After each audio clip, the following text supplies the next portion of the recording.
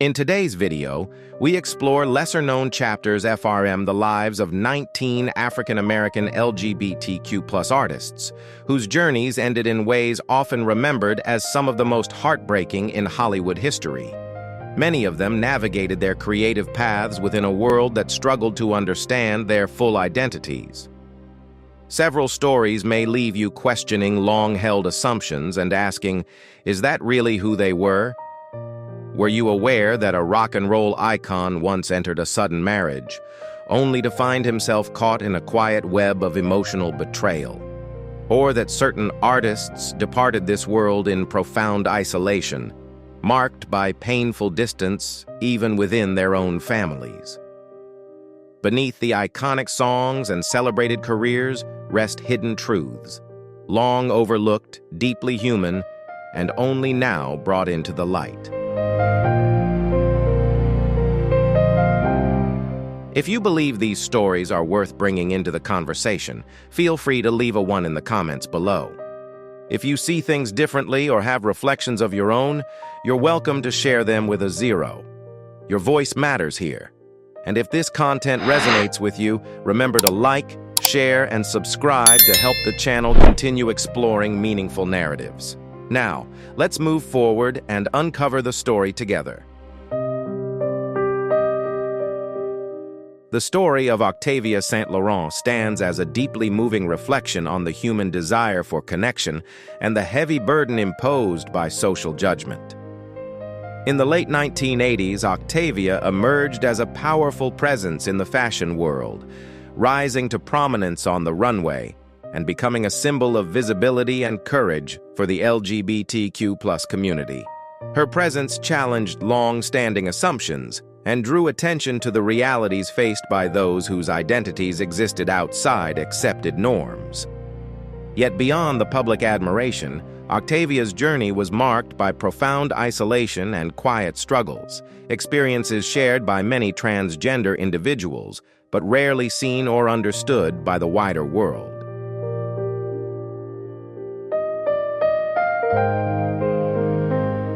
During those years, Octavia experienced a love that was brief, yet intense, one that momentarily convinced her that lasting happiness might still be possible. But the connection faded quickly, reinforcing a painful truth she had come to know too well.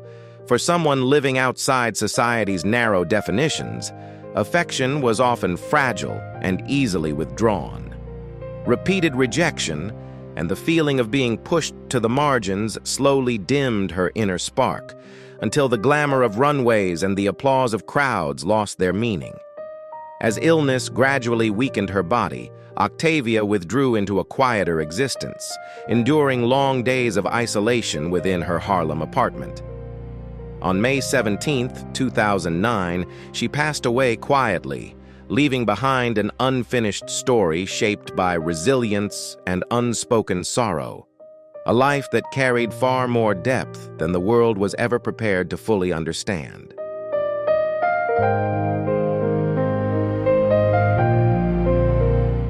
Octavia's journey stands as a sobering reminder that the desire to be loved and the right to exist authentically are not always met with acceptance, especially for transgender individuals. She departed quietly, without a final farewell or a witness to her closing moments. A life that once radiated confidence and hope gradually dimmed, not from a lack of strength, but from isolation and repeated dismissal. Her story echoes the silent cost of rejection and the human longing that should never have been denied.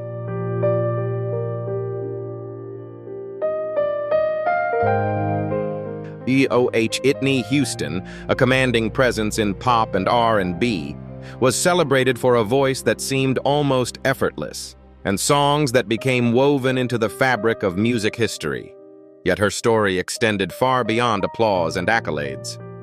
Beneath the brilliance of fame unfolded a life shaped by inner conflict and quiet turmoil, where recognition and success proved unable to silence lingering shadows. Her journey reveals how even the brightest spotlight cannot always protect a soul from its own unanswered struggles.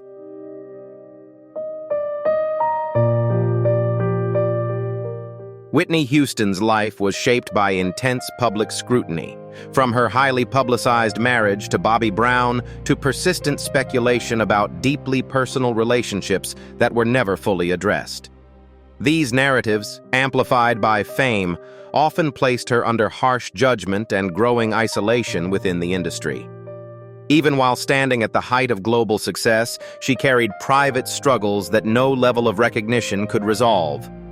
Entering the early 2000s, mounting pressure, instability, and personal challenges began to erode both her well-being and professional footing. On February 11, 2012, at just 48 years old, the world was stunned by her sudden passing at the Beverly Hilton Hotel. Her death, later ruled an accident, marked the tragic end of a life that revealed how vulnerability can exist even behind the strongest voice and brightest spotlight.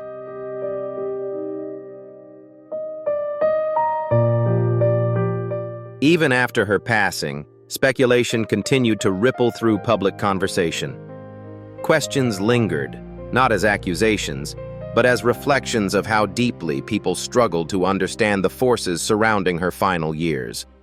Some wondered whether unspoken pressures and unseen dynamics within the industry had shaped her fate, while others viewed these ideas as echoes of grief, searching for meaning. Beyond any uncertainty, Whitney Houston's death marked more than the loss of an extraordinary voice. It became a symbol of solitude, vulnerability, and unanswered reflection.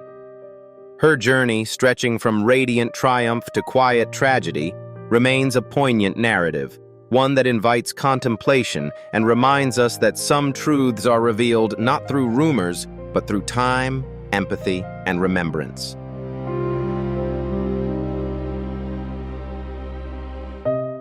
Billie Holiday, an iconic voice of jazz, devoted her life to expressing melancholy, social wounds, and the quiet weight of her own inner struggles. Her artistry was celebrated across the world, yet beneath the applause existed a fragile reality shaped by emotions she was never truly allowed to reveal. Among the feelings she kept hidden was a deeply personal bond with actress Tallulah Bankhead. Billie's heart did not follow rigid lines, but every moment connected to Tallulah pushed her further into the unseen corners of public judgment. One evening in November 1958, following an emotionally charged performance in New York, Billie sought refuge in a modest hotel. As she stepped into the lobby, she was confronted by an unexpected sight: Tallulah arriving alongside another companion.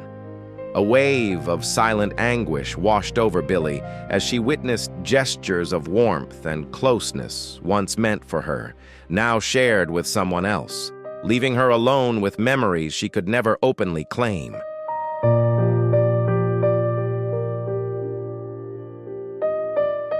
That moment struck Billie with overwhelming force, leaving her with a profound sense of abandonment and quiet rejection. As the weight of isolation deepened, she sought temporary escape in substances that promised relief, but instead dulled her spirit, becoming a fragile shield against an unrelenting emotional tempest. On July 17, 1959, at just 44 years old, Billie Holiday passed away in a hospital room at Metropolitan Hospital in New York, following years of physical decline linked to serious health complications. Her passing marked not only the loss of an extraordinary musical voice, but also the closing chapter of a life shaped by concealed truths, inner suffering, and enduring solitude. Even in her final days, she was placed under official surveillance, a stark reminder that misunderstanding and mistrust followed her until the very end, casting a shadow over a legacy that deserved compassion and dignity.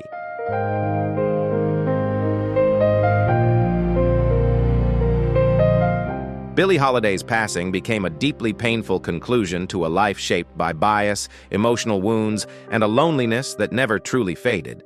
Beyond her timeless music, she stood as a powerful reflection of those who were unable to fully express their true selves within an unforgiving world. If her story speaks to you, Feel free to leave a 1 in the comments below. If it leaves you thoughtful and questioning, share that feeling with a 0 so the dialogue can continue. Remember to like, share, and subscribe to support the channel, so the voices and journeys of remarkable souls, often overlooked by history, can keep reaching new audiences. And now, let's continue forward as we uncover the next chapter in the hidden lives behind the spotlight.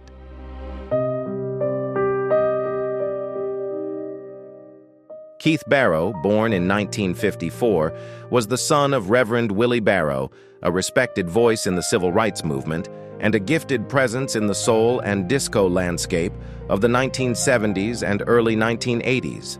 His musical journey began within a gospel group, shaped early by a household defined by public service, moral expectations, and constant visibility. Yet behind the rhythm and recognition, Keith's personal path was marked by quiet difficulty, particularly in matters of the heart. Raised in a family devoted to justice and collective progress, he felt compelled to conceal parts of himself, carefully guarding his inner world to preserve both his career and reputation. A deeply private bond with a fellow male musician unfolded away from public sight, each meeting calculated, each moment weighed against the risk of discovery. Their rare time together existed below the surface, literally, within a secluded basement beneath a neighborhood bar, a hidden refuge known only to the two of them, where music, truth, and vulnerability briefly found shelter.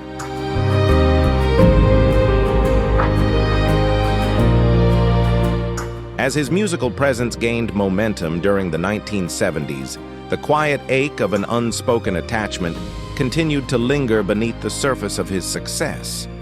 In an industry shaped by rigid expectations at the time, relationships outside the accepted norm were rarely acknowledged, let alone understood. Then, in October 1983, after enduring recurring illness that steadily weakened him, Keith came to a sobering realization. The truth he had kept hidden could no longer remain unspoken, as he was facing a serious health diagnosis that would change the course of his life forever.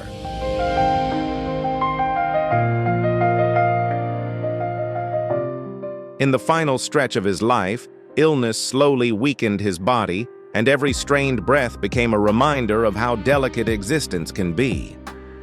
Out of concern that public judgment might harm the person he cared for most, Keith chose silence, never allowing a name to cross his lips. As his time drew to a close, he remained unable to reach out, unable to offer a final expression of affection or truth. What he carried within was sealed away, fading quietly alongside him. Keith Barrow's passing stands as a muted heartbreak, an echo of the isolation experienced by many artists, particularly those within the LGBTQ+ community, who were forced to hide their authentic selves and deepest connections in order to preserve their work, their standing, and their survival in an unforgiving era.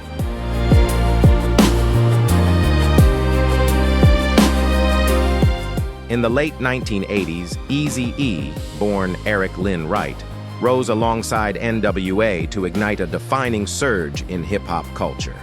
He became an icon celebrated by audiences and media alike, yet beyond the glare of fame existed a private world he carefully guarded, including a deeply personal bond formed within the underground scene.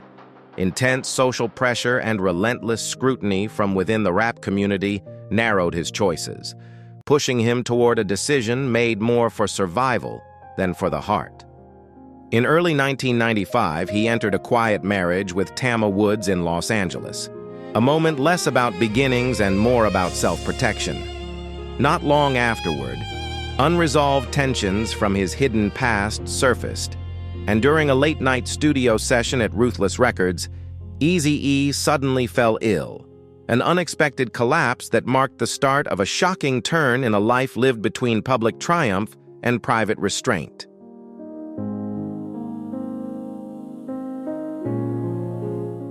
After being rushed to the hospital, Eazy-E received devastating news.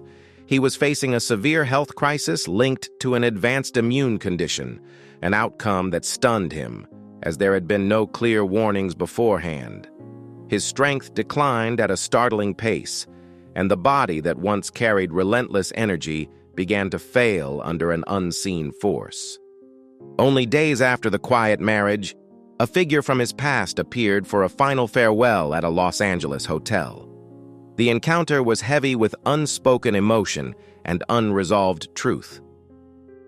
That night did not create his fate, but it became a haunting emotional crossroads, one that symbolized how deeply hidden pressures and untold realities had already taken their toll on his life.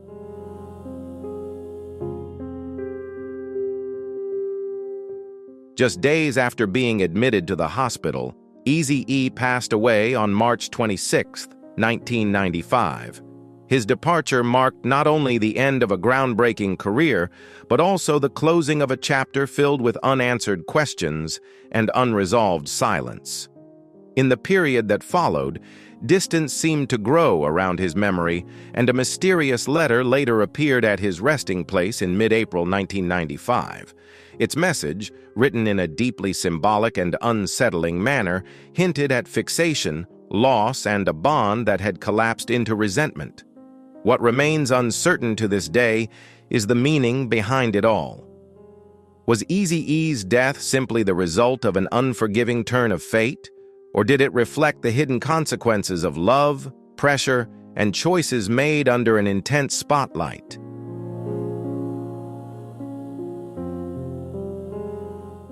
Sylvester, often celebrated as the Queen of Disco during the late 1970s, enchanted audiences with his soaring falsetto and uninhibited musical spirit, rising as a powerful symbol for the LGBTQ+ community.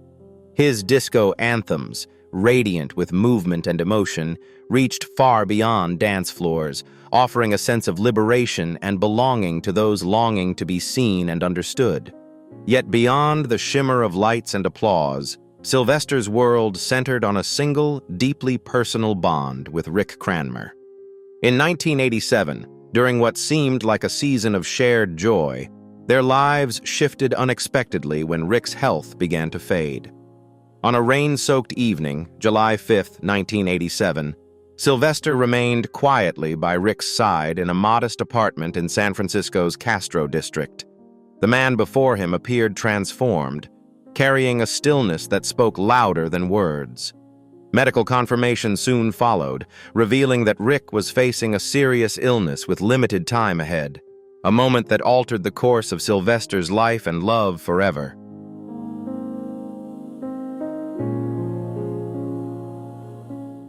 Not long after, Sylvester was confronted with a similar diagnosis, and from that moment, a quiet yet exhausting struggle unfolded for both men. Bound by love and hope, they faced each day together, aware that the path ahead offered little certainty. Through trembling emotion, Sylvester held Rick's hand and spoke words meant to steady both their hearts, promising that they would face whatever came side by side. Yet only a month later, Rick slipped away while resting in Sylvester's embrace. His passing left a profound emptiness, taking with him not only a partner, but a closest companion and the emotional center that had grounded Sylvester's life.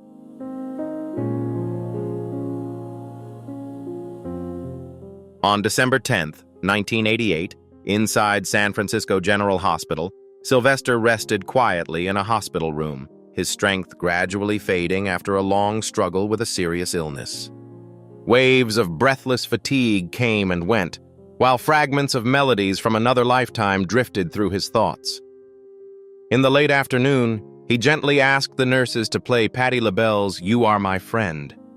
The room softened as the music filled the air, carrying the feeling of a final goodbye.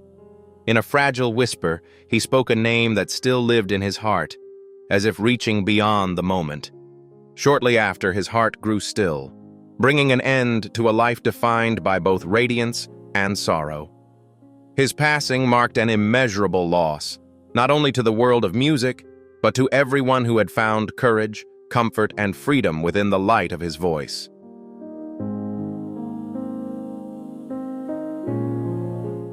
Jermaine Stewart, A recognizable voice in the R&B and pop landscape of the 1980s rose to fame with the widely celebrated hit, "We Don't Have to Take Our Clothes Off."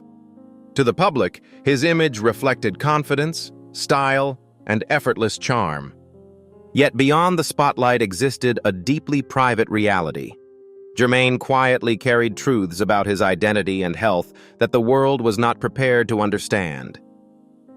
While audiences saw polish and success, he devoted immense energy to preserving that image, all while navigating ongoing physical strain and emotional weight in silence, balancing artistic achievement with a personal journey marked by resilience, restraint, and quiet endurance.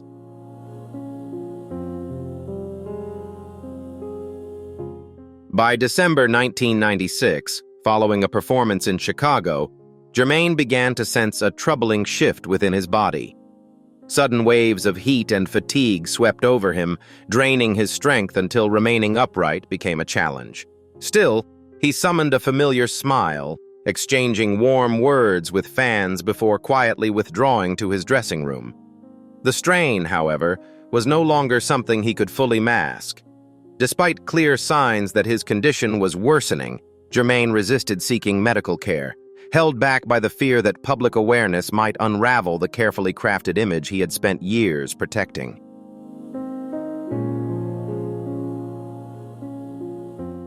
On March 17, 1997, as the season quietly shifted toward renewal, Jermaine no longer had the strength to move forward.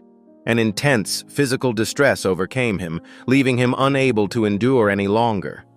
In the early hours of the morning, he reached for the phone, as if hoping to connect with someone whose place in his life had long remained unspoken. But the moment passed, and he slipped away in complete stillness, with no one present to witness his final breath. Jermaine Stewart's passing became a profound loss to the music world, revealing the hidden cost behind a career built on perfection and control. His story stands as a lasting reflection on the tension between public success and private truth, and on how the effort to preserve an image can sometimes demand a price paid in silence and solitude.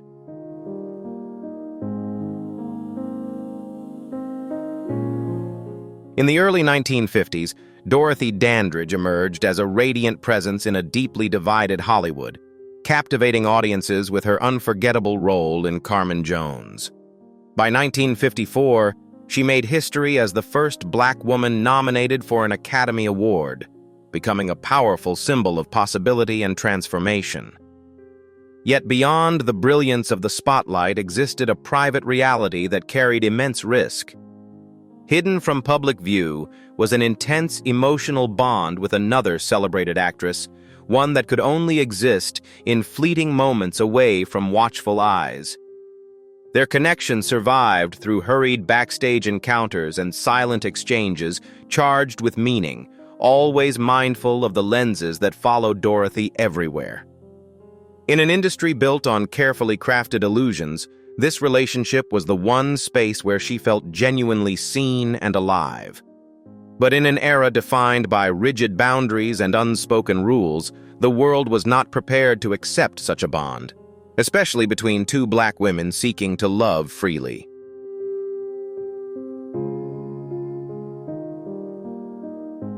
On September 22, 1959, Dorothy entered a marriage with Jack Dennison, a union shaped more by pressure than affection. The ceremony in Beverly Hills unfolded in a restrained, almost mechanical atmosphere, absent of warmth or joy. Though the vows were spoken, Dorothy's thoughts drifted elsewhere, lingering on the presence of the woman who had truly held her heart. Only weeks later, during a cool autumn evening, Dorothy arranged a quiet meeting with that past love in Santa Monica. In a forgotten corner of the city, surrounded by fading walls and unspoken memories, they found brief solace in one another's presence. Words were unnecessary, emotions overwhelming. That night marked the final moment Dorothy allowed herself to feel love without restraint, a silent turning point after which her heart would never return to the same place.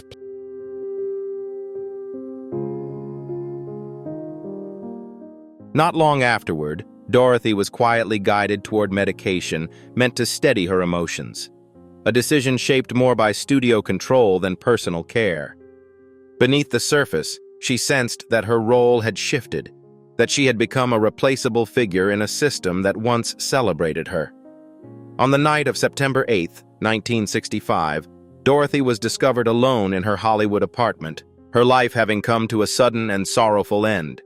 Authorities later described the event as accidental, yet questions have lingered across generations. Was her passing the result of relentless pressure and prejudice, or the consequence of unseen forces operating behind closed doors? Among her belongings rested a small, time-worn photograph, Dorothy leaning gently against the shoulder of an unnamed woman, both smiling softly, as if, in that single captured moment, the noise of the world had finally fallen silent.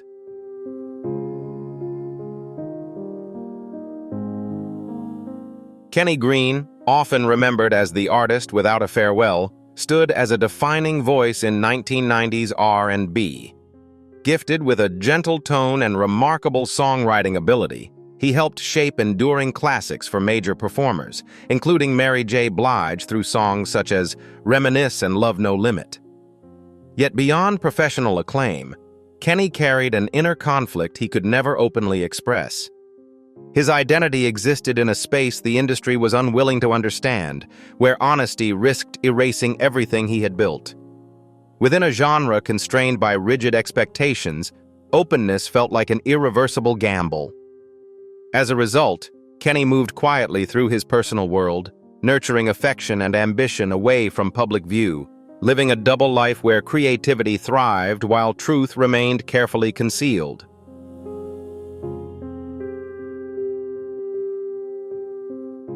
Toward the end of 1995, on a cold Brooklyn night, Kenny crossed paths once more with someone from his past.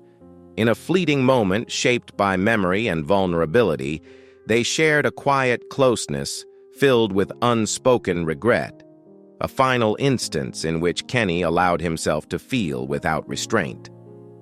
Months later, subtle but troubling signs began to surface, eventually leading to his hospitalization in the summer of 2001. There, doctors delivered a life-altering diagnosis tied to a serious immune illness. Concerned that the truth might cast a shadow over the legacy of the group intro, Kenny chose silence, keeping his condition hidden even from those closest to him. As his strength slowly faded in the hospital, he finally spoke openly in an emotional interview, affirming his right to love freely and without shame. Yet time offered little mercy. On October 1st, 2001, Kenny Green passed away at Mount Sinai Hospital, leaving behind a legacy of music shaped by honesty he was only able to voice at the very end.